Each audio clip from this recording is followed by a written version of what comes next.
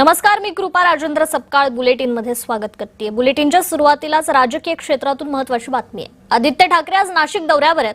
त्र्यंबकेश्वरच्या पेगलवाडीतील रस्त्याची ते पाहणी करणार आहेत। दोन विद्यार्थ्यांनी रिपोर्टिंग करत खरं तर या रस्त्याचा व्हिडिओ केला होता। विद्यार्थ्यांचा व्हिडिओ सोशल मीडियावर व्हायरल झाल्यानंतर आदित्य ठाकरे आता या रस्त्याची पाहणी करणार आहेत। याच ठिकाणी जाऊन आदित्य ठाकरे रस्त्याची पाहणी करतील। त्यानंतर नाशिक शहरातील खराब रस्त्याची देखील पाहणी करणार आहेत। नाशिक महापालिकेत पक्षातील नगरसेवकांची बैठक देखील घेतील।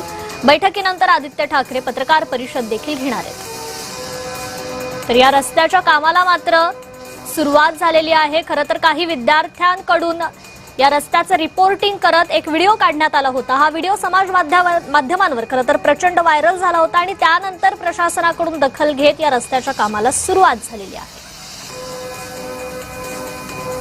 माझं नाव आदित्य गोडे, दिदीनाचं माझं नाव स्मिता शीत, आमचं गाव पेगलवाडी आहे। छोटंसं गाव आहे आमचं।